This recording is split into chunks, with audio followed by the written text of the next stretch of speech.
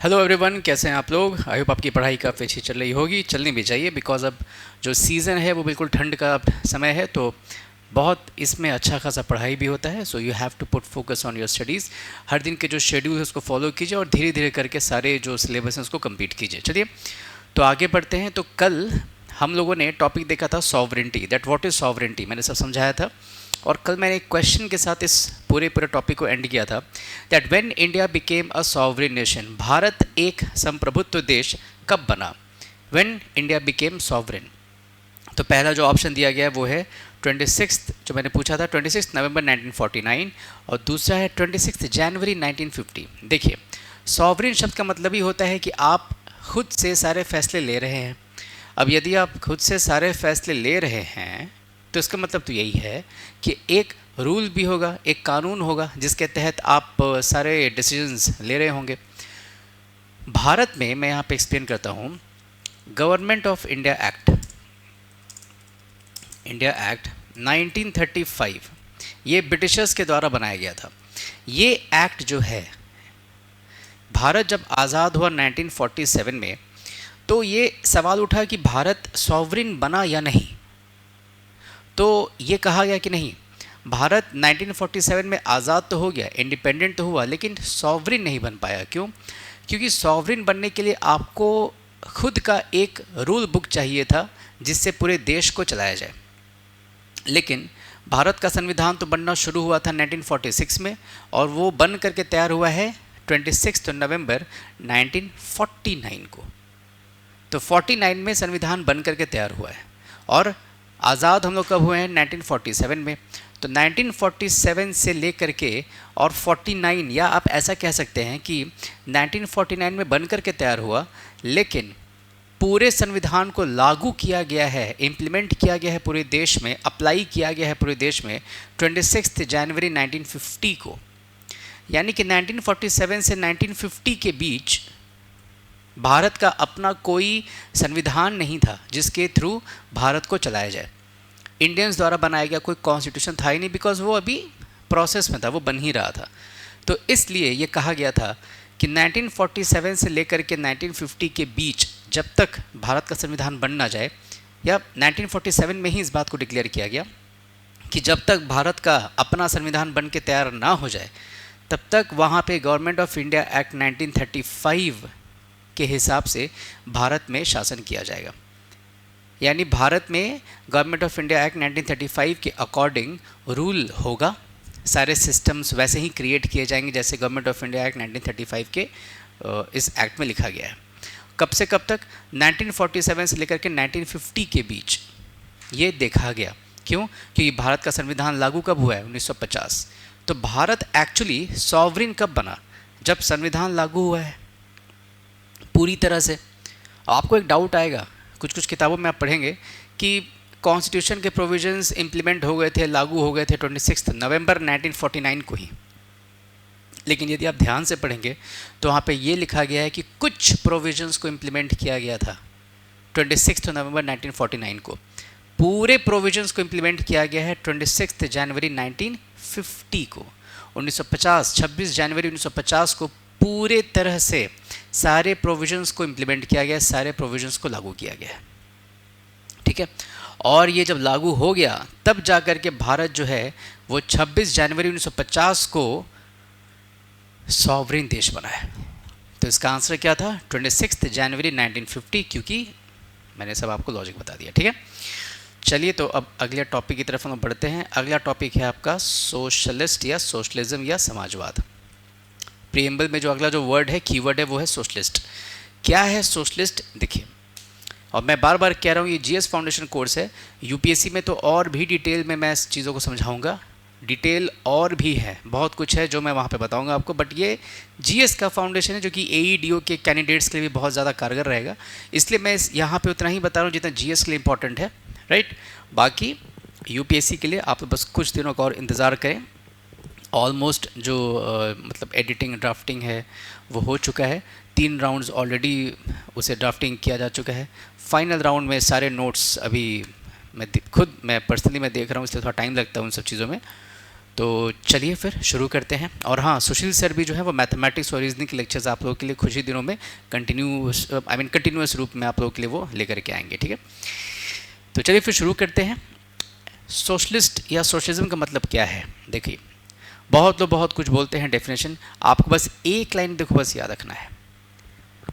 Socialist का मतलब होता है मिनिमाइजिंग इकोनॉमिक इनइक्वालिटी, आर्थिक असमानता को कम करना, इज कॉल्ड सोशलिज्म या सोशलिस्ट मॉडल। अब आपको लगेगा कि सर ये कैसे पॉसिबल है? तो देखो, उसके लिए पहले तो आप यहाँ आइए, article 39B and article 39C। देखिए क्या है, मैं समझाता हूँ आपको। आर्टिकल 39B जो है, आर्टिकल 39B, इसमें देखिए ये कहा जाता है कि इक्विटेबल, मैं यहाँ लिख देता हूँ, इक्विटेबल डिस्ट्रीब्यूशन ऑफ रिसोर्सेस। और 39C में क्या कहा जाता है? इसमें कहा जाता है prevention of concentration of wealth. आराम से देखिए, पॉलिटी है, थोड़ा समय लेता है, बट एक बार यदि समझ गए तो ये लाइफ टाइम के लिए आपका एक असेट है, ठीक है। देखिए 39B में ये कहा जाता है कि, मैं आपको एक बात वैसे पहले बता दूं, फंडामेंटल राइट्स आपने सुना होगा, उसी तरह से DPSP भी एक होता है हमारे कॉन्स्टिट्यूशन में, DPSP। इसे हम लोग कहते हैं directive principle of state policy. State यानी गवर्नमेंट वाली स्टेट, मैंने बताया भी था फर्स्ट लेक्चर में। यानी स्टेट जो भी पॉलिसी बनाएगी, उस पॉलिसी को बनाते समय कुछ प्रिंसिपल्स का ध्यान रखना पड़ता है, जिसे हम लोग कहते हैं DPSP। और ये आपके आर्टिकल नंबर 36 से लेकर के आर्टिकल 51 तक लिखा गया है हमारे भारतीय संविधान में। अब देखिए यहाँ पे है क्या, इस बात को थोड़ा ध्यान से समझिए। 39B में लिखा गया है इक्विटेबल डिस्ट्रीब्यूशन ऑफ रिसोर्सेस, और 39C में लिखा गया prevention of concentration of wealth. ये दोनों जो आर्टिकल्स हैं, ये दोनों आर्टिकल्स सोशलिस्ट प्रिंसिपल को एक तरह से इम्प्लीमेंट करते हैं भारत में। कैसे करते हैं मैं समझाता हूँ। सोशलिस्ट प्रिंसिपल का मतलब क्या है? इकोनॉमिक इनइक्वालिटी को कम करना, मिनिमाइज करना, आर्थिक असमानता को न्यूनतम करना, कम करना। ये दोनों के दोनों देखिए वही कर रहे हैं। कैसे? पहला जो है इक्विटेबल डिस्ट्रीब्यूशन। ये जो वर्ड है ना इक्विटेबल, इस शब्द का मतलब ही होता है अकॉर्डिंग टू द एबिलिटी।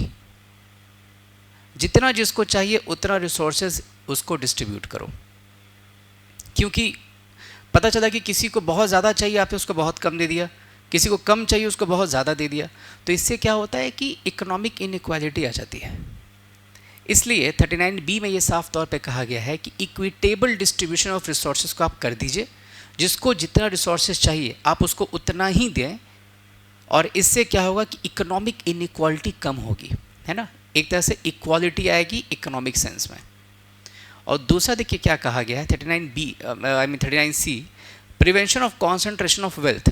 मतलब किसी एक हाथ में या किसी एक इंसान के पास यदि सब के सब वेल्थ पहुंच जाए, जितने भी वेल्थ है, सारे ज़मीन, पैसे, गोल्ड, डायमंड, सब के सब किसी एक इंसान के हाथ में पड़ जाए, तो आपको नहीं लगता है कि ये बहुत ज़बरदस्त इनइक्वालिटी देखी जाएगी?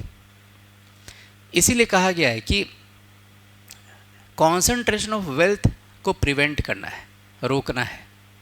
क्योंकि यदि एक हाथ में या कुछ हाथ में ही सारे के सारे वेल्थ पहुंच जाएंगे, तो इसका मतलब यही होगा कि बाकी लोग जो हैं वो बहुत ही डाउन ट्रॉडन हो जाएंगे, वो सोसाइटी में बहुत नीचे चले जाएंगे, क्योंकि उनके पास कोई वेल्थ रहेगा नहीं। और जब वेल्थ ही नहीं रहेगा तो आप इकोनॉमिक एक्टिविटीज़ कैसे करेंगे? तो इस तरह से ये दोनों जो आर्टिकल्स आपके जो इंडियन कॉन्स्टिट्यूशन में दिए गए हैं 39B एंड 39C, ये सोशलिस्ट प्रिंसिपल को इम्प्लीमेंट करते हैं भारत में। ठीक है, चलिए, तो ये तो आई थिंक क्लियर होगा आपको कि अब की सोशलिस्ट क्या होता है। वैसे मैं कम्युनिज्म, कैपिटलिज्म, सोशलिज्म पे मैं बहुत जल्दी ही एक बहुत ही डेडिकेटेड लेक्चर्स में लाने वाला हूँ। आधे घंटे के रहेंगे वो तीनों के तीनों टॉपिक, आराम से सुन लीजिएगा, कार्ल मार्क्स का क्या कहना था, है ना, बहुत कुछ मैंने वहाँ पे मतलब बहुत कुछ मैं वहाँ पे आपको बताऊँगा, सिखाऊँगा। कम्युनिज्म क्या है, कैपिटलिज्म क्या है, सोशलिज्म क्या है, कौन सा प्रैक्टिकल अप्रोच है ना, यूटॉपिकल अप्रोच कौन सा, बहुत तरह की मैं वहाँ पे आपको चीज़ों को वहाँ पे एक्सप्लेन करूँगा, ठीक है। बट अभी के लिए जीएस फाउंडेशन के लिए इतना ही आपके लिए बहुत है। आगे देखते हैं। ये जो सोशलिस्ट जो वर्ड है, क्या ये सोशलिस्ट वर्ड हमारे प्रीएम्बल में शुरुआती टाइम से लिखा हुआ था? जवाब है नहीं। हमारे प्रीएम्बल में सोशलिस्ट वर्ड को 42nd कॉन्स्टिट्यूशनल अमेंडमेंट एक्ट से जोड़ा गया है। 42nd कॉन्स्टिट्यूशनल अमेंडमेंट एक्ट से जोड़ा गया है। किस साल?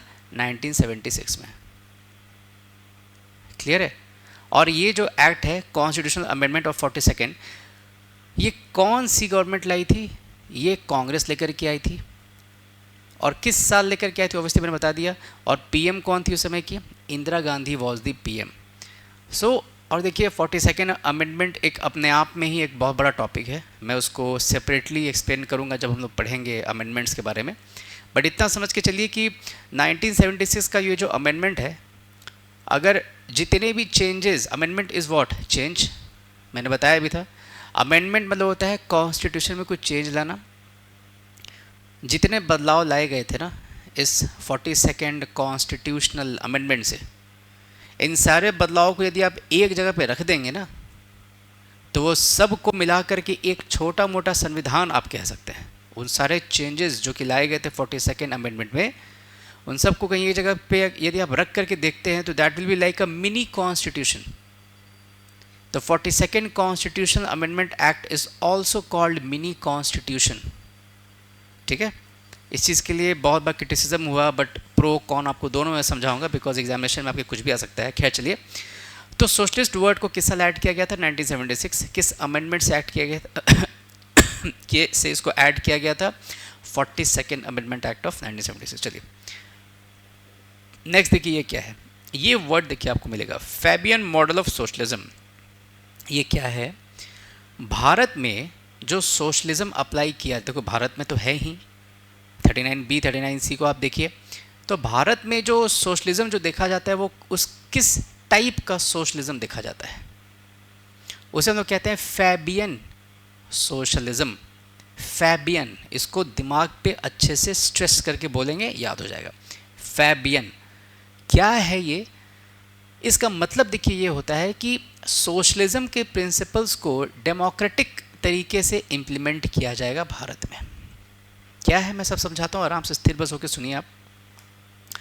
यानी कि यदि आपको सोशलिज्म के प्रिंसिपल को इम्प्लीमेंट करना है, लागू करना है भारत में, तो भारत में फैबियन मॉडल ऑफ सोशलिज्म के थ्रू उसको इम्प्लीमेंट किया जाता है। मतलब डेमोक्रेटिक तरीके से उसको इम्प्लीमेंट किया जाएगा, मतलब पार्लियामेंट्री लॉ बना करके इम्प्लीमेंट किया जाएगा। डेमोक्रेटिक मीन्स मतलब क्या होता है? By the tool of democracy. Tool of democracy क्या है? Law making by parliament. तो जो संसद है ना भारत में, वो कानून बना करके डेमोक्रेटिक लाइंस पे या कानून बना करके सोशलिज्म के प्रिंसिपल को लागू करती है। And this entire model is called Fabian model of socialism. मतलब सोशलिज्म को डेमोक्रेटिक तरीके से लागू किया जाएगा, और भारत के केस में कैसे होगा फिर ये लागू? संसद के द्वारा कानून बना करके, एज सिंपल एज दैट। ठीक है, अब यहाँ पे देखिए हम लोगों ने देखा है कि सोशलिस्ट जो वर्ड है वो 1976 में सबसे पहली बार हम लोगों ने देखा है कि मतलब वो ऐड हुआ है हमारे प्रीएम्बल में सोशलिस्ट वर्ड। सवाल देखिए मैं आपसे ये पूछना चाहता हूँ कि क्या 1976 से पहले सोशलिस्ट वर्ड का कभी जिक्र हुआ है या नहीं हुआ है? या क्या कभी सोशलिस्ट नाम का कॉन्सेप्ट हम लोगों ने कभी देखा है या नहीं देखा है? कभी देखा है हम लोगों ने 1976 से पहले? तो यस, देखा है, ज़रूर देखा है हम लोगों ने। 1955 में हम लोगों ने देखा है, 1955 में हम लोगों ने देखा है, और अवधि सेशन में देखा है। क्या है ये मैं समझाता हूँ। देखिए 1885 में कांग्रेस का फॉर्मेशन हो चुका था, है ना। कांग्रेस का जो स्थापना है वो 1885 में ही हो चुका था। 1885 में इट वॉज फॉर्म्ड। ठीक है, हर साल एक सेशन होता था कांग्रेस का, मैं समझाऊंगा जब मैं हिस्ट्री बताऊंगा आपको। तो हर साल एक सेशन होता था कांग्रेस का। आज़ादी के बाद भी सेशंस हुए हैं किसके? कांग्रेस के। एनुअल सेशंस होता था कांग्रेस का दिसंबर के महीने में। तो 1955 में अवधि एक जगह है, कहाँ पे? अवधि एक जगह है आपका तमिलनाडु में, तमिलनाडु में। यहाँ पे कांग्रेस का सेशन हुआ था, एनुअल सेशन हुआ था, और यहाँ पे सोशलिस्ट प्रिंसिपल्स को लागू करने की बात की गई थी। तो सवाल आप देख लीजिएगा, सोशलिस्ट वर्ड को कब सबसे पहली बार ऐड किया गया है? 1976 में। लेकिन सोशलिस्ट थॉट को सबसे पहली बार कब एक्सप्रेस किया गया था इंडिपेंडेंट इंडिया में, आज़ाद भारत में? इट वॉज 1955 अवधि सेशन कांग्रेस। ठीक है। And for your extra information, this was the 70th session of INC, मतलब इंडियन नेशनल कांग्रेस का ये 70वां सेशन था जो कि अवधि में हुआ था। वो तमिलनाडु में एक जगह है, और इसमें सबसे पहली बार सोशलिस्ट प्रिंसिपल्स को लागू करने की बात की गई थी। चलिए, और ये तो खैर आपको क्लियर ही है। ठीक है जी। So this was all about your socialist principle. अब एक सवाल, हमेशा की तरह मैं एक और सवाल आपको दे देता हूँ।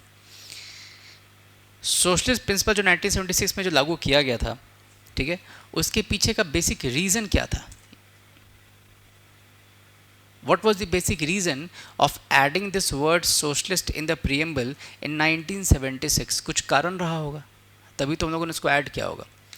तो ये आप लोग आंसर तैयार करके रखेंगे कमेंट बॉक्स में, जिनको भी लगता है कि उन्हें, मतलब आप लोगों ने सपोज रिसर्च किया और आपको लगा कि हाँ you got the answer, you can just write your answer in the comment box. Like करें, शेयर करें, सब्सक्राइब करें, दसौंधी फैमिली को और बड़ा करें, because I want this group to be huge, humongous, ताकि एक समय लोगों को क्वालिटी के लिए कहीं 10 जगह पे जाने की ज़रूरत ना पड़े। क्वालिटी एजुकेशन के लिए बस केवल आप दसौंधी क्लासेस में आए, and you can get everything at a single place, right. जैसे एक होता है ना, एक मॉल है, एक अच्छे मॉल में जब आप जाते हैं तो आप सोचते हैं कि ये मॉल अच्छा था बिकॉज सारी काम की चीज़ें यहाँ पे मिल गई।